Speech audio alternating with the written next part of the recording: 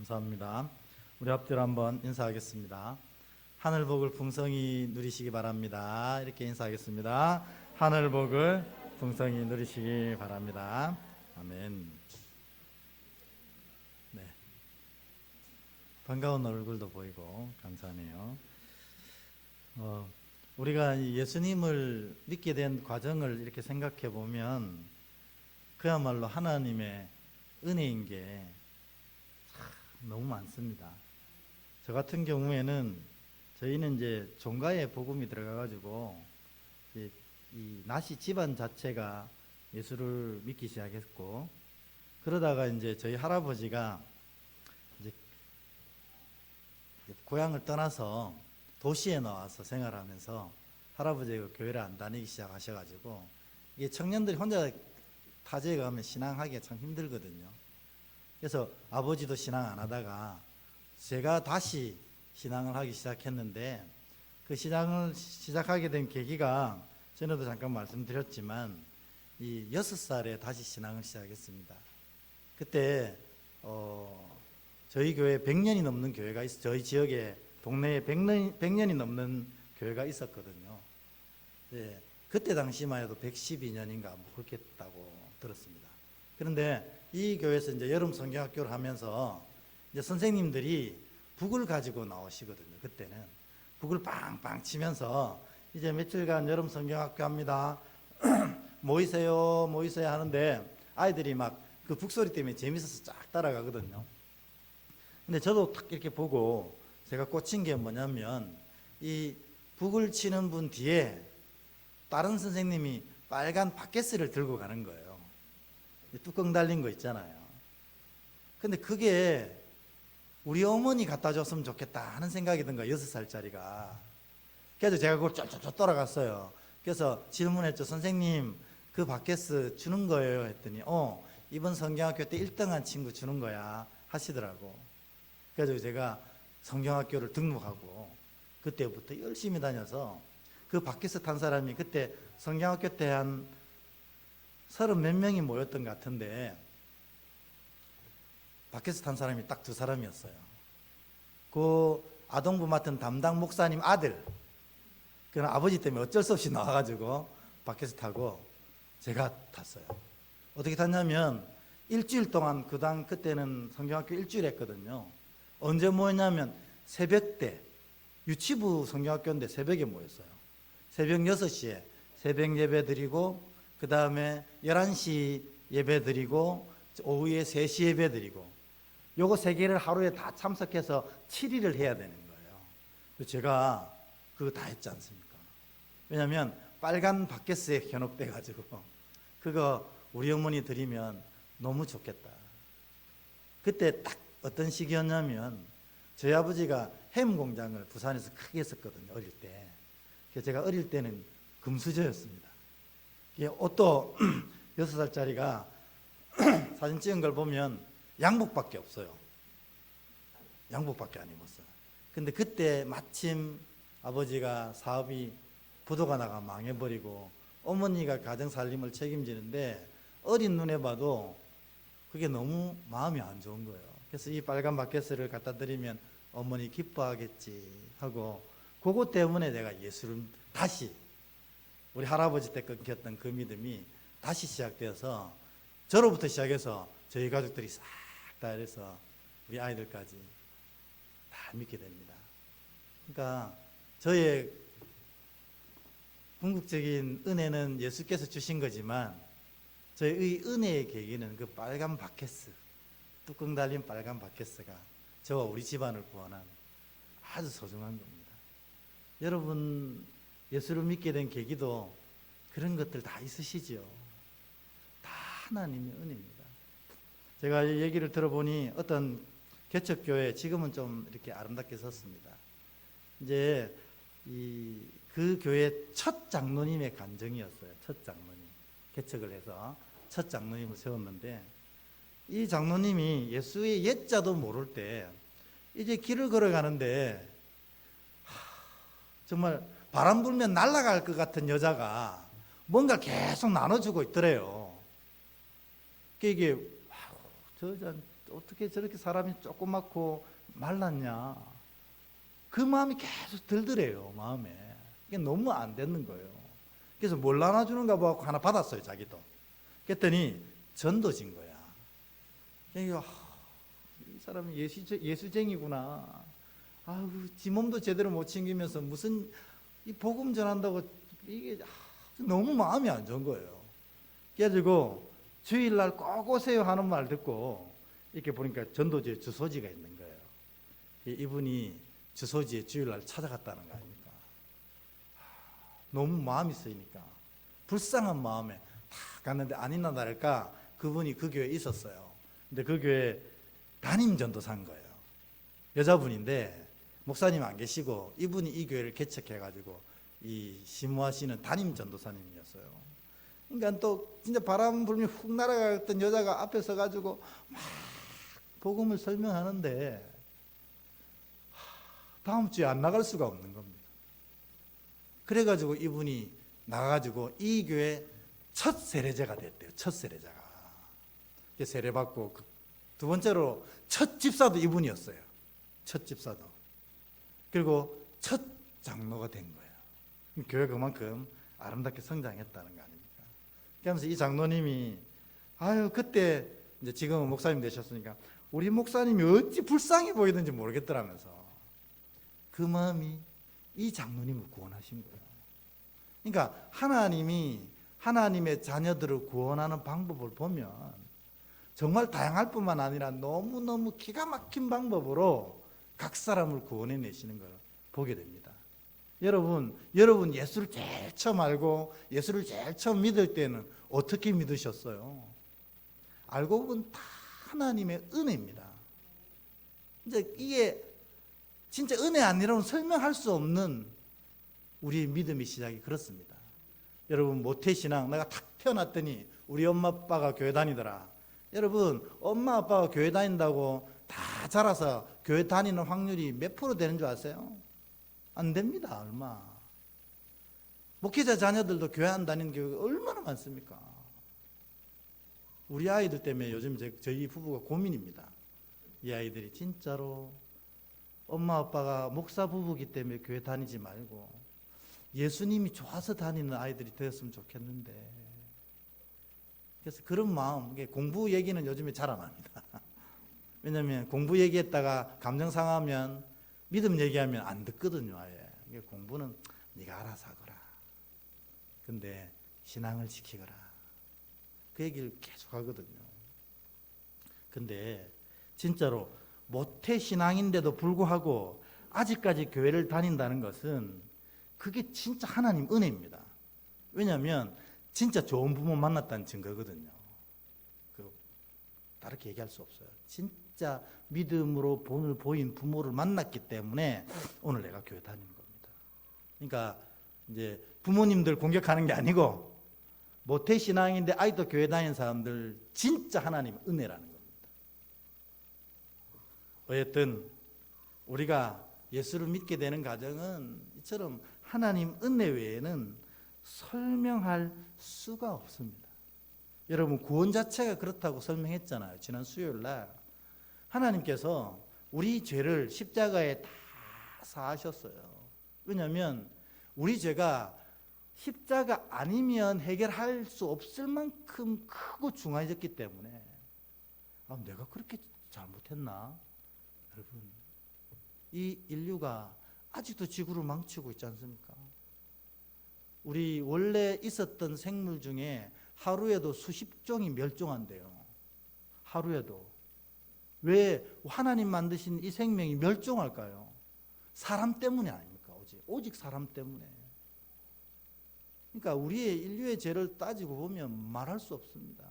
여러분 지금 바다에 다니는 이 고래의 뱃속에는 페트병이 수백 개 들어가 있다지 않습니까? 그러니까 결국 걔네들이 다 죽어서 떠오르는 겁니다. 인간 때문에 그렇습니다. 인간의 죄를 말하자면 한도 끝도 없습니다. 그러니까 주님이 십자가 외에는 이들의 죄를 사할 방법이 없구나 하고 주님 십자가 지셔서 천국으로 영생으로 다 인도하셨어요. 이 구원의 사건을 완성하셨어요. 완성했지만 이 구원의 사건에 은혜가 사람에게 미쳐야 되잖아요. 누구에게 이 은혜를 주느냐? 예수를 구주로 나의 죄를 사하신 주님으로 고백하는 사람에게 이 은혜를, 천국의 은혜를, 영생의 은혜를 주노라 선포하셨어요. 근데 이처럼 예수를 구주로 고백하는 것 쉬운 건가요? 절대로 안 쉽습니다. 제가 전에도 얘기했지만 전도해 보십시오. 3년 내내 밥 사줘도 복음 얘기만 하면 하얗게 돌았어요. 밥 사줄 땐 좋아하거든요. 고맙다 이런데 저기 교회 좀 가볼래 하면 얼굴이 싹 돌아가니까요. 야, 진짜 이게 예수 믿는 것이 절대 안 쉽구나. 왜냐하면 예수 믿는 거는 얘기했잖아요. 성령께서 예수를 주로 신하게 하시는 영을 부어주셔야 예수를 믿는 거거든요. 그러니까 구원에 관련돼서는 우리가 뭔가를 한 게 단 하나도 없다는 겁니다. 고백조차도 성령이 하게 하셔야만 되는 거거든요. 그러니까 여러분이 여기에 앉아 있다는 것은 이것 자체가 여러분에게 말할 수 없는 은혜가 이미 부어진 겁니다. 왜냐하면 성령이 이미 우리 안에 좌정하셨다는 증거거든요. 좌정하셨다는 것은 나는 구원의 자녀라는 확정이라는 겁니다. 그러니까 여러분 여기 앉아 계시죠? 그러면 여러분은 구원의 자녀인 줄 믿으시길 축원합니다. 변할 수 없어요. 여러분 여기 앉아 있는 게 얼마나 대단한 거예요. 제가 여기 딱 앉아서 이렇게 기도 마치고 자리에 앉을 때 보는 게 뭐냐면 꼭 와야 될 사람이 맞는가 그거 보거든요. 근데 꼭 와야 될 사람이 안 오면 마음이 막 무너집니다. 오늘도 좀 무너졌습니다. 그분은 왜 안 오셨을까? 이 한 시간이 우리 영혼을 살려내는 시간이 될 수도 있는데 내가 부족해서 그런가? 여기서 계속 그 생각했어. 내가 부족해서 그런가? 근데 또 알고 보면 하나님은 약한 데서 강함을 세워가시는 분이잖아요. 내가 약해 하나님의 강함이 드러나니까 내가 부족한 건 맞는 것 같아. 하나님께 다 맡기고 다시 이 자리에 섰습니다. 여러분 기억하십시오. 여러분이 이 자리에 앉아 있다는 자체가 하나님의 은혜가 이미 부어진 상태라는 것을 믿으시기 축원합니다. 그리고 여러분에게는 영원한 생명이 이미 확정되고 천국이 확정됐다는 사실을 믿으시길 축원합니다. 이 기본 다음에 우리가 넘어가야 되는데 이 기본이 흔들리고 있는 분들이 너무나 많더라는 거예요. 제가 신앙생활 해보면. 그래가지고 내가 뭐 잘못 하나 하면 내가 이래가지고 구원받은 자녀인가. 우리가 잘못해서 사라질 구원이면 예수께서 십자가에 달릴 필요가 없는 거죠. 우리의 잘못과 상관없이 구원은 이미 그분이 확정하셨어요. 내가 그냥 그 구원의 은혜를 값없이 누리는 겁니다. 근데 문제는 뭐냐? 우리가 이렇게 딱 구원받고 영생을 허락받고 바로 천국 가면 아무 문제 없잖아요. 그건 완전히 진짜 이것만 깔끔한 게 없어요. 구원받는 순간 천국 가버리면. 그런데 우리가 구원받는 순간 천국 가는 게 아니고 언제 갑니까? 마지막 날, 우리의 육신의 장막을 벗는 날, 우리가 죽는 날 천국에 가게 되잖아요. 아니면 그 사이에 주님이 다시 오시면 그때 또 천국 가게 되는 거고. 이게 빠를지 이게 빠를지는 잘 모르겠어요. 그러나 우리는 틀림없는 건 구원받았지만 아직 천국에 이르지 못한 자라는 겁니다. 그래서 여러분에게 꼭 필요한 게 뭐냐? 이 구원의 은혜뿐만 아니라 이 우리가 천국 가기 전까지 이 세상을 살아갈 때 이 세상에 지지 않고 믿음을 계속 지켜가며 믿음의 아름다운 열매를 맺어가는 하나님의 은혜가 여러분에게 꼭 필요하다는 겁니다. 구원의 은혜뿐만 아니라 삶을 이겨내는 은혜가 자녀들에게 꼭 필요하다는 거예요. 왜냐하면 우리가 예수를 오늘부터 믿겠다고 이를 바닥 갈고 다 예수를 진짜로 믿기 시작하면요, 뭐가 올까요? 시험이 옵니다. 누가 시험합니까? 사단이 시험하죠. 그래가지고 계속 우리의 믿음이 가짜라고 구원은 없다고 계속 얘기합니다. 근데 사단만 시험하면 됩니까? 우리 안에서도 우리 욕심이 계속 우리를 유혹합니다. 우리가 텔레비 보면서 멍하게 보내는 시간이 자칫 정신 차리고 보면 몇 시간이 지날 때가 있어요. 1시간은 그냥 지납니다. 그런 시간은 아까워하지 않으면서 주일날 이 생명을 받을 수 있는 거룩한 시간, 이 주일 1시간 지키는 게 왜 그렇게 힘들어하는지 모르겠어요. 그게 영적인 문제이기 때문에 그렇습니다. 그래서 여러분, 이 구원받고 나서 천국 가기 전까지 이 믿음의 삶을 지켜낼 수 있는 이 은혜와 복을 여러분들이 믿음의 자녀들은 받아야 이 믿음을 아름답고 행복하고 신나게 살아낼 수가 있다는 것입니다. 만일 이게 없으면 어떻게 해요? 믿음이 점점 메말라져서 나중에는 길가의 씨앗처럼 새들이 와서 쏙 먹어버리는 그런 믿음도 될 수도 있고, 이 가시떨기 속에서 자라다가 죽어버리는 믿음도 될 수 있고, 돌짝밭에 떨어져서 근본이 없어가지고 쌀 말라버리는 그런 믿음도 될 수 있다는 거예요. 그러니까 세상에서 제일 안타까운 것은 예수를 모르고 구원 못 받는 것도 있지만 예수 알고도 구원 못 받는 것이 진짜 큰 비극이라는 겁니다. 그래서 여러분, 이 목사가 여러분에게 간절하게 얘기하는 거, 구원은 하나님이 주신 거기 때문에 여러분 누리면 됩니다. 아멘으로 받으시면 돼요. 그런데 이 믿음의 삶을 살아내는 동안에 하나님의 은혜를 내가 받고 그 은혜로 이 인생을 살아야 된다는 겁니다. 그래서 저의 설교의 3분의 2는 살아가면서 어떻게 하면 하나님의 은혜를 누릴 건가라는 얘기입니다. 이 출애굽 우리 기를 배우잖아요. 이 출애굽기는 이 구원의 역사적 모형이라고 부릅니다.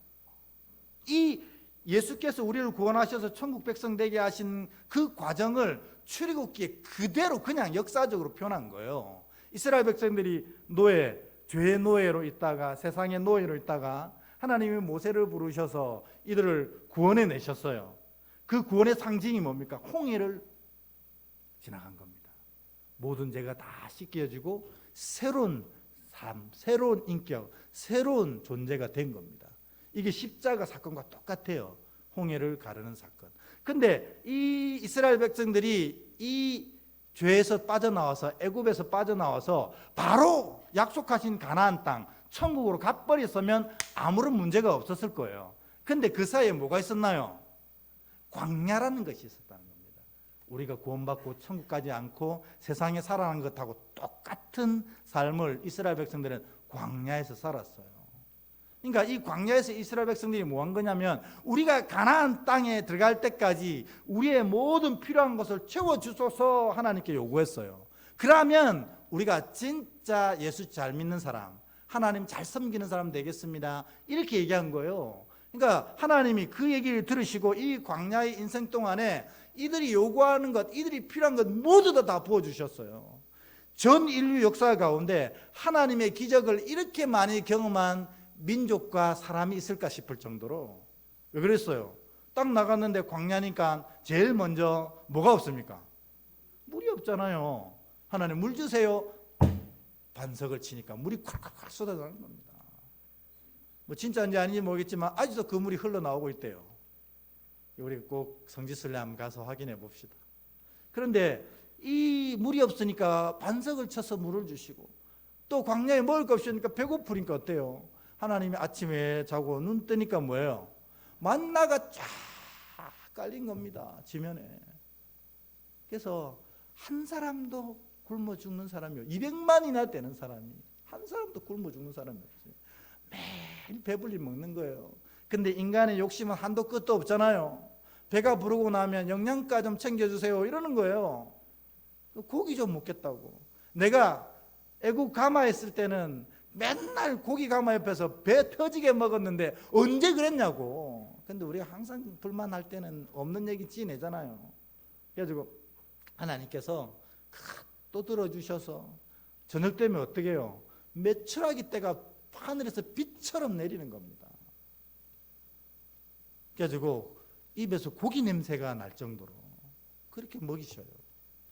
뿐만 아닌가, 광야 가다 보니 광야에 여러 가지 어려움들 있잖아요.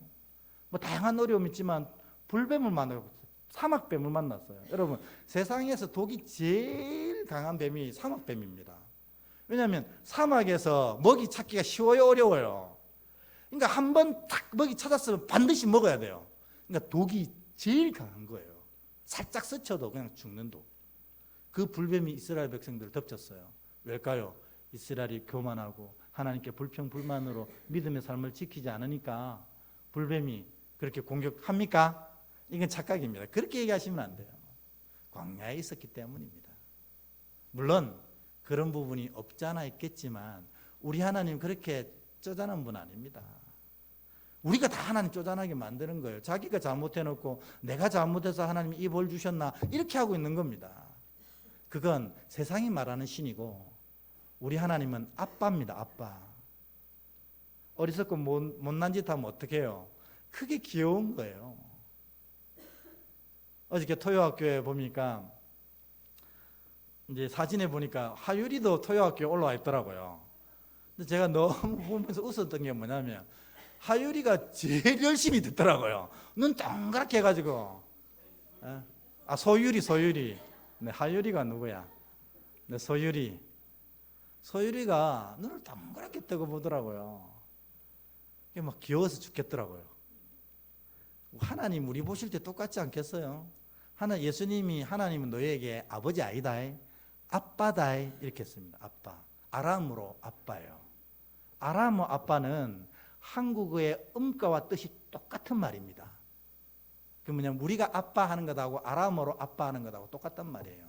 그러니까 그 조그만 아이가 아버지를 전적으로 신뢰하며 부를 때 하는 게 아빠예요. 그래서 예수님이 이 땅에 오셔서 우리에게 알려주신 게 신이시여 이래 부르면 하나님 섭섭하다. 하나님 너가 아빠다. 너의 모든 것을 용납하시는 분이다. 너의 모든 것을 채우기를 원하시는 분이다. 그래서 너희는 하나님 아빠라 불러라. 여기서 우리가 주기도문에 하늘에 계신 우리 아버지여 이렇게 하는 건 잘못된 해석입니다. 실제적으로 하늘에 계신 우리 아빠 이렇게. 그래서 불뱀이 오니까 하나님 또 어떻게 하겠어요? 모세 기도 들으시고 놋뱀을 만들어서 누구든지, 이것도 복음이잖아요. 누구든지 높이 들린 저 놋뱀을 보는 자들은 다 구원받으리라 하셨잖아요. 이게 불뱀 물려도 놋뱀 보면 아무 문제가 없이 다 회복되는 겁니다. 그래서 여러분도 이 광야를 살아가는 분들입니다. 이 이스라엘 백성들에게 이렇게 부어졌던 놀라운 은혜가 여러분 삶에도 가득가득 부어져서 모자라거나 부족함 없는 삶이 되길 주의 이름으로 축원합니다. 하나님 그러길 원하신다는 겁니다. 그런데 문제는 뭐냐? 하나님이 이 출애굽 여정을 다 마치고 이 40년 광야의 삶을 마무리 짓는 한 말씀을 하셨어요. 이게 우리에게 참 아픈 말씀입니다. 그게 뭐냐면 신명기 8장 3절입니다. 광야 40년을 하나님이 한 줄로 요약하셨는데 이렇더라고요. 같이 한번 읽어보겠습니다. 시작. 너를 낮추시며 너를 줄이게 하시며 또 너도 알지 못하며 내 조상들도 알지 못하던 만나를 내게 먹인 것은 사람이 떡으로만 사는 것이 아니요 여호와의 입에서 나오는 모든 말씀으로 사는 줄 내게 알게 하려 하심이니라. 아멘. 뭐예요? 이 40년 광야의 모든 기적이란 기적, 모든 은혜란 은혜를 다 이스라엘 백성에 부어주고 가나안 땅 앞에 딱 섰었을 때 이 가나안 땅에 합당한 믿음을 가지고 있는 이스라엘 백성들이 몇 명밖에 없는 겁니까? 2명밖에 없는 거예요. 그 많은 사람들 중에 200만 명이나 되는 사람들 중에 가나안 땅에 들어갈 합당한 믿음을 가진 자가 2명밖에 없는 거예요. 여호수아 갈렙. 이 하나님이 느꼈어요. 사람은 떡으로만 사는 것 아니구나. 뭘로 사람이 산다고요? 하나님의 말씀으로 사는 거예요.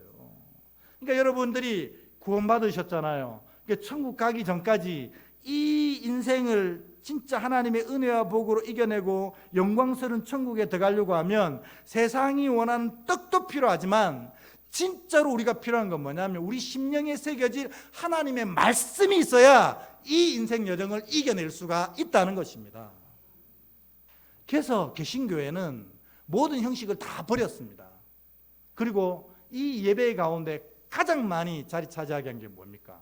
말씀입니다. 왜냐하면 사람은 떡으로만 사는 것도 아니고 하나님의 말씀으로 사는 자이기 때문에 그래야 믿음의 자녀들이 천국 백성 될 때까지, 천국에 들어갈 때까지 그 믿음의 삶을 지켜내고 은혜와 복을 누리며 살 수 있다 하는 것입니다. 그러니까 여러분, 오늘 주일날 이 말씀을 듣는 거는 그냥 예배 한 번, 52주 중에 한 번 드리는 게 아니고 내 영의 생명을 채워서 이 믿음의 삶을 이겨내고 천국에 입성할 수 있도록 하는 귀한 이 영의 에너지, 영의 양식을 받는 시간이라는 겁니다. 그러니까 인생을 완전히 바꿔낼 수 있는 기회라는 것입니다. 그래서 제가 이런 안타까운 마음이 들어서 나중에 밖에다가 현수막을 이걸 하나 걸까 합니다.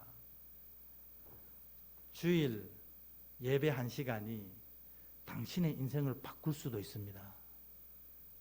이게 정말 저의 고백이거든요. 우리가 커피 한 잔, 잡담, 세상놀이 이 2-3시간 쉽게 쓰면서 주일 1시간 이 예배에 투자 못해가지고 얼마나 안타깝습니까? 하나님이 이스라엘 백성 40년 광야를 보시고 사람이 떡으로만 사는 것 아니구나, 하나님 말씀으로 사는 것이구나, 이렇게 얘기하셨어요. 여러분 아직도 떡만 쫓아가고 있다면 여러분 인생 지금 죽어가고 있다는 것과 똑같은 말입니다. 우리는 떡도 있어야 됩니다. 그래서 하나님 우리에게 필요한 떡을 간구하면 채우십니다. 아멘. 그런 믿음도 없어요? 하나님 자녀에게, 간구하시는 자녀에게 떡을 달라면 떡을 채워주시는 분입니다. 내가 모르는 것, 간구하지 않은 것도 미리 채우시는 분입니다. 우리 하나님은 아빠이기 때문에 다 그렇습니다. 여러분, 이 신명기 금방 읽었던 3절 뒤에 보면, 4절에 보면 이스라엘 백성들이 40년 동안 광야를 헤맸는데도 그 신발과 옷이 전혀 헤어지지 않았더라는 겁니다. 이거 뭐 다양하게 해석할 수 있습니다. 우리 옛날에 우리 장로님은 이거 상인들이 와서 이 애굽에 나올 때 돈을 가지고 나왔잖아요. 샀지 않겠느냐. 근데 현실적으로 이스라엘 백성들이 200만 명인데 200만 명의 옷을 공급할 만한 공장이 있었을까요? 없을 거예요, 아마. 그들의 신발을 채울 만한, 40년 동안 채울 만한 공장이 있었을까? 없었을 거예요. 이거 말씀 그대로 하나님 그랬다면 상인들에게 샀다고 얘기하셨겠죠. 근데 하나님이 그 신발이 닳지 않도록 하신 거예요. 왜냐하면 40년 광야 다닐 때 우리가 신발 보통 신으면 2-3년이면 다 닳잖아요. 그러면 얘네들도 맨발로 다녀야 될 텐데 싶어서 그 발 밑에 성령의 은혜의 깔창을 깔아주신 거예요. 안 닳는 거야, 안 닳는 거야. 옷도 마찬가지입니다. 옷도 아무리 옷이 질겨도 10년 지나면 다 헐어 나져 빠지잖아요. 근데 40년이 지났는데 처음 살 때랑 똑같은 거예요.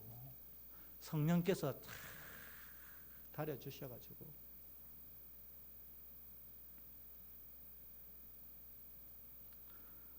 그래도 하나님 아빠가 이렇게 채워도 이것 때문에 그의 영이 새로워지지는 않더라는 겁니다.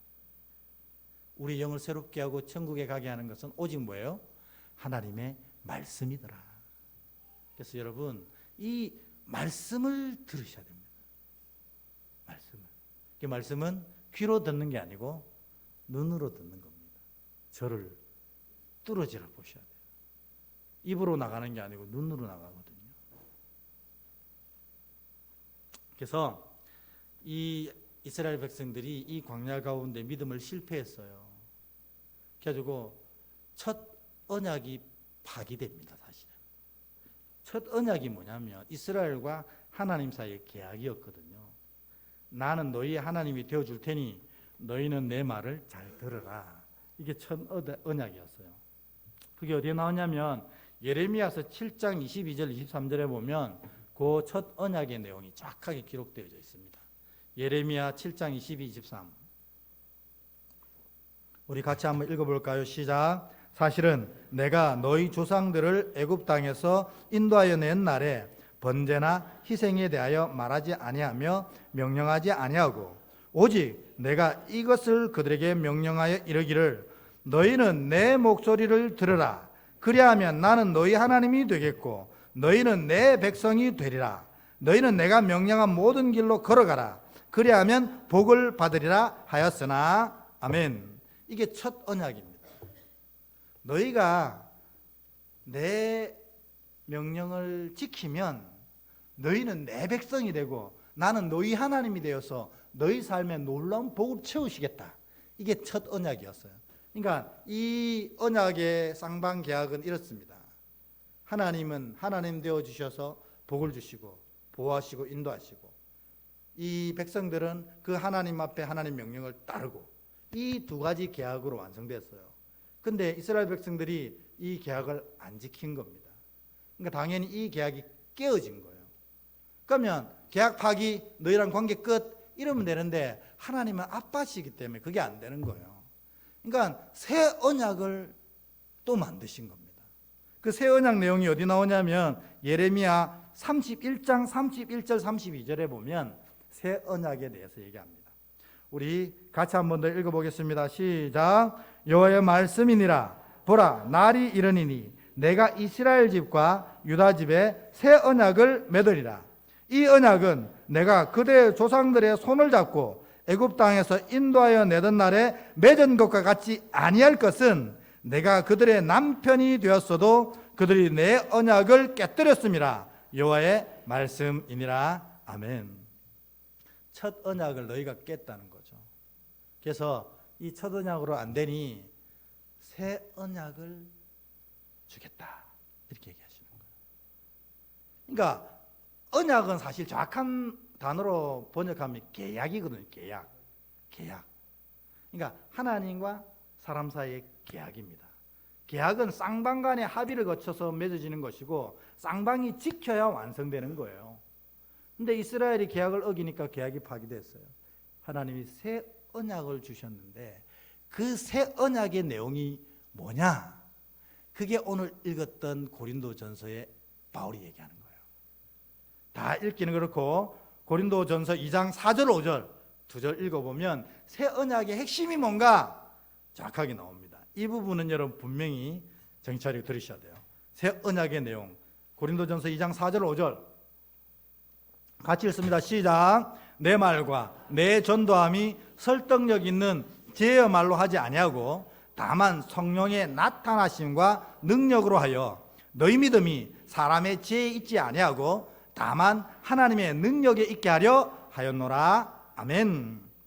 새 언약이 뭐냐면 성령님을 보내신다는 겁니다. 그래서 구약 전체 이 예언서를 마지막에 보면 마지막 날에 일어날 일들의 핵심은 뭐예요? 성령이 임할 것이다. 새 언약은 오늘 성령의 오심을 말하는 겁니다. 왜 성령이 오셔야 될까요? 두 계약 당사자인데 인간이 계약을 어겨버렸어요. 그러니까 하나님 생각에 또 새로운 계약을 맺어도 얘들이 어길 것 당연하거든요.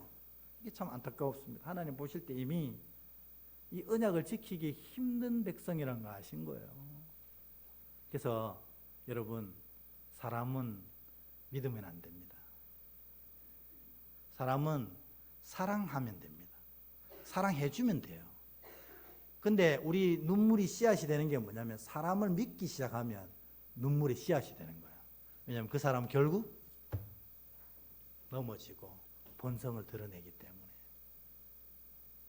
그래서 저도 저 자신도 안 믿습니다. 저는. 근데 제가 여러분 믿을까요? 안 믿습니다. 그래서 저는 저 자신을 사랑하려고 애를 쓰고 여러분 사랑하려고 애쓰는 겁니다. 어쨌든 하나님 이거 아시거든요. 그러니까 이 언약을 누구하고 맺으시려고 하는 거예요? 성령님과 맺으시려는 겁니다. 그래서 성령님이 우리 안에 좌정하셔서 우리를 확 바꾸셔서 이제는 두 번 다시는 실족지 않고 두 번 다시는 언약을 어기지 않는 그 심령으로 온전히 바꿔주시는 거예요. 그 두 번째 언약은 그 성령으로 바꿔진 심령과 맺는 것입니다. 그러니까 이 두 번째 언약은 무너질 가능성이 있습니까? 없습니까? 없다는 거예요. 이게 바울이 생각할 때 하나님의 지혜고 하나님의 능력이로다, 이렇게 선포하는 겁니다. 이 성령이, 이 약속이 언제 완성됐습니까? 오순절 때 된 거잖아요. 우리가 이게 오순절 이야기하면서 정말 안타까운 게 뭐냐면 오순절 이야기하면 은사만 얘기합니다. 은사. 성령이 오시면 각 사람에게 주시는 선물이 있거든요. 근데 그건 선물일 뿐입니다. 이 성령의 오심의 중심되는 핵심이 뭐예요? 새 언약을 완성하심입니다. 나를 바꾸어서 이 언약이 헤어지지 않도록, 파기되지 않도록 하심. 이게 성령 오심의 핵심이라는 겁니다. 그러니까 성령의 오심의 은사 얘기하는 것은 이 오순절을 아주 오해하고 있는 겁니다. 물론 성령님 오시면 은사를 주십니다. 그게 중요한 게 아니라는 거죠. 제가 여러분 말씀드렸잖아요. 은사는 일회적입니다. 일회적입니다. 성령님이 주시지 않으면 그 은사 사용할 수가 없어요. 여러분, 저도 사람을 살려냈었어요. 아유, 네가 무슨 사람을 살려? 제가 살린 게 아니기 때문에 얘기하는 거예요. 저도 기도해서 사람을 살려냈는데 그때 성령님이 보실 때 꼭 이 사람이 살아야 되는 거예요. 저의 기도를 통해서 살려주시더라고요.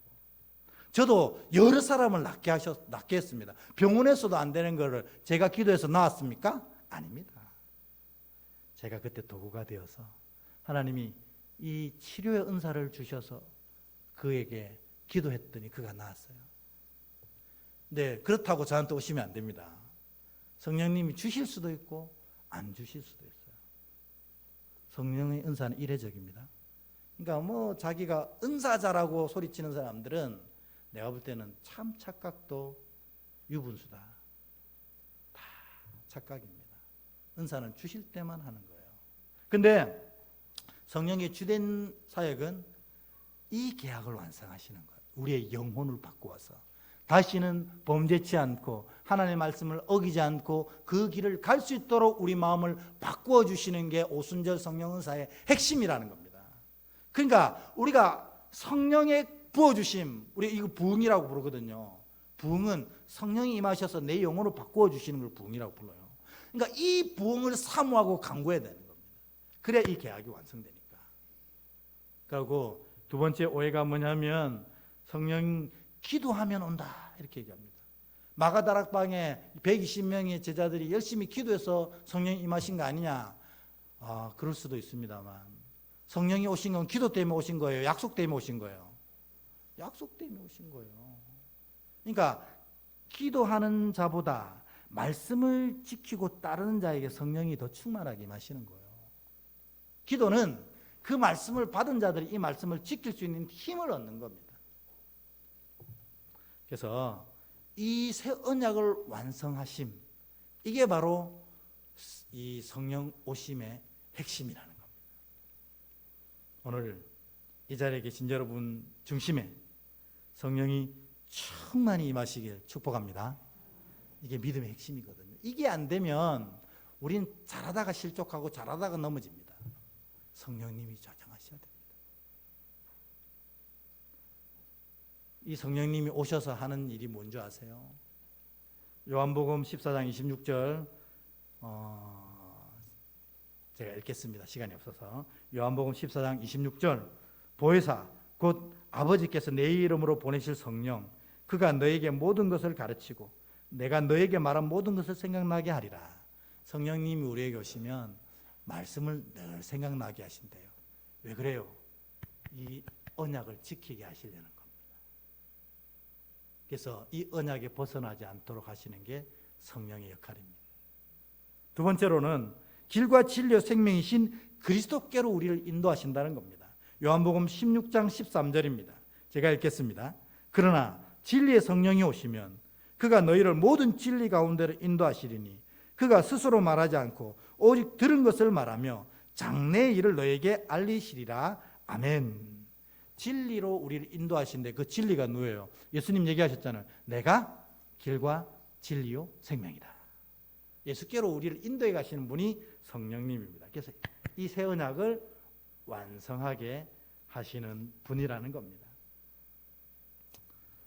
그런데 문제는 뭐냐면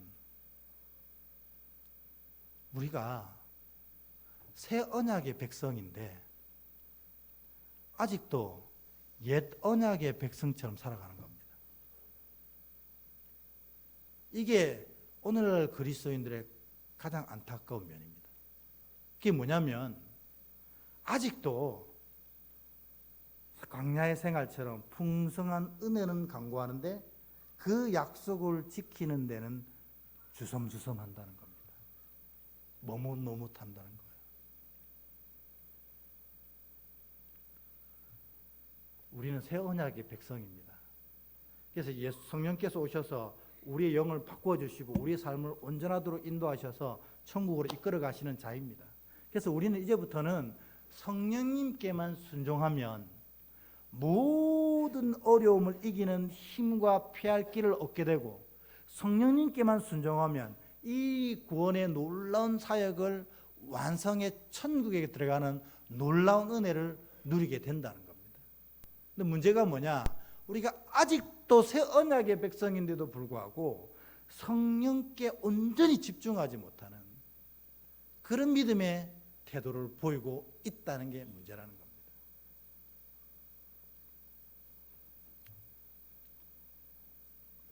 이 얘기하고 마치겠습니다. 하도 예배를 좀 줄이라고 시간을 해가지고 누가요 5분만 일찍 마쳐도 그렇게 은혜가 된다고 하더라고요. 오늘 은혜를 좀 끼쳐볼까 하는데, 네. 개화기에 선교사들이 우리나라에 와서 복음 전했고 교회를 세웠잖아요. 근데 선교사들은 사도라고 그랬잖아요. 사도란 뭐예요? 다른 데서 또 부르면 글로 가는 곳이 사도예요. 그러니까 선교사가 여기서 붙박이로 있는 것은 사실은 선교사로서의 참된 모습은 아닙니다. 선교사들이 와서 교회를 세우고 또 여러 가지 믿음의 일들을 완성시켜 놓고 본국으로 돌아가거나 다른 데로 갑니다. 그런데 걱정이 되잖아요. 그러니까 이 교회를 맡아서 이끌어갈 이 종들을 세우려고 애를 썼어요. 그래가지고 그들 중에 아주 똑똑하고 괜찮은 사람들, 미래의 한국교회 지도자가 될 만한 사람들을 선교사들이 미국으로 불렀어요. 여기서 신학을 공부하고 돌아가라. 그래가지고 이들을 부르는데, 이제 당시에는 뭐 비행기라는 게 없고 배를 타잖아요. 그러니까는 선교사님이 딱 가서 선교에 얘기해가지고 배싹을 결제해가지고 배표를 보냅니다. 그러면 이 배표를 탁 받은 이제 후보자들은 다 가지고 이제 미국 유학기를 가는 거예요. 배를 타고. 근데 사실 그때나 지금이나 이 뭐 주의 종들이 뭐 돈이 있나요? 그러니까 딱 배표만 들고 배를 탁 타는 겁니다. 그러면 그때 당시에 이 미국 가는데 한 7일 정도 걸렸대요. 7일 배로 타면. 근데 배표만 있으니까 타긴 탔는데 돈이 하나도 없으니까 식사 때마다 밥을 못 먹는 거예요.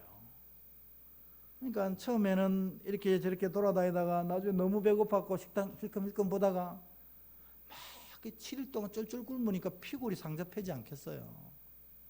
그래가지고 이제 결국 미국에 도착해서 그 항만에 선교사님이 기다리고 있습니다. 근데 탁 내리고 오는데 피골이 상접해서 죽을 사람처럼 내려오는 거예요. 너 왜 이러냐고. 그랬더니 제가 뱃삭은 선교사님 주셔서 감사하게 받았는데 돈이 없어가지고 일주일 동안 굶었다고. 그래서 선교사님이 막 눈물을 흘리시면서 그 뱃삭에는 뭐가 포함되어 있는 거예요? 일주일 동안의 식대가 다 포함되어 있는 건데 그냥 들어가서 먹기만 하면 되는데 돈 있니 없니 하면서 그러고 있었다는 겁니다. 우리가 그렇습니다. 여러분 천국 티켓 다 받으셨어요. 천국 티켓 받으신 분들은 이 삶을 이길 수 있는 은혜도 다 같이 받으신 거예요. 그러면 이 은혜를 주시는 분이 주체가 누구세요? 성령님이잖아요. 성령님 명령만 따르면, 성령님이 이끌으시는 대로만 하면 그 이길 힘과 피할 길을 주셔서 놀라운 믿음의 길을 가고 믿음을 완성해서 영생한 천국으로 가는데, 자기가 혼자 생각해 이건 저래야 돼, 이건 저래야 돼 이러고 있는 겁니다. 제 마지막 결론입니다. 여러분, 믿음의 자녀들은 매 순간마다 성령님께 묻고 성령이 하라는 대로 하시면 모든 삶이 복되게 될 줄 믿습니다. 천국 티켓에는 영생의 은혜뿐만 아니라 삶을 이길 은혜까지 같이 포함된 줄 믿습니다. 이걸 기억하십시오. 그래서 맨날 이거 연습해야 됩니다. 우리가 이 죄로 온전히 젖어가지고 이게 안 되는 거예요. 순간순간 내 지혜, 내 판단, 내 생각, 내 계획만 생각하게 돼 있어요. 그래서 맨날 연습하는 게 그 뭡니까? 성령님 어떻게 할까요? 이거 맨날 하라고 했잖아요. 근데 이게 진짜로 급할 때는 이게 안 됩니다. 이 습관이 돼야 된다는 거예요. 습관이 잡히려면 21시간 21일이 필요하답니다. 3주. 다니엘이 왜 세일일을 기도했을까요? 자기의 영혼과 삶을 바꾸고 온전히 영적 습관을 잡기 위해서 그런 거 아니겠어요? 그러니까 21일 정도는 여러분 줄기차게 입으로 이 얘기를 해야 됩니다. 성령님 어떻게 할까요? 따라해 보겠습니다. 시작. 성령님 어떻게 할까요? 이게 입에 붙어야 됩니다. 그래야 믿음의 삶을 온전히 살아낼 수 있는 자가 된다는 것입니다. 제가 그래서 그 은퇴한 목사님 그 얘기 했잖아요. 그 목사님 어떻게 하라고? 밥 먹으러 갈 때 뭐라고 했습니까? 성령님 밥 먹을까요 말까요? 물어보라겠잖아요. 화장실 갈 때도 성령님 화장실 갈까요 말까요? 물어보라겠잖아요. 그럼 성령님 옷에 싸라 하겠어요? 그러면 화장실 가는 것조차 성령의 명을 받아가는 겁니다. 이게 딱 습관이 잡혀야 된다는 겁니다. 성령님이 노하실 때가 있어요. 우리 마음속에. 그러면 안 된다고 하실 때가 있단 말입니다. 그 음성을 듣기 위해서는 평소에 계속해서 물어야 돼요. 성령님 어떻게 할까요? 성령님 예배가 길어지는데 여기서 마칠까요? 성령님 마치고 2층에 밥 맛있는 거 차려놨다는데 먹으러 갈까요 말까요? 이게 습관이 될 때 하나님 이 일 할까요 말까요가 물어진다는 겁니다.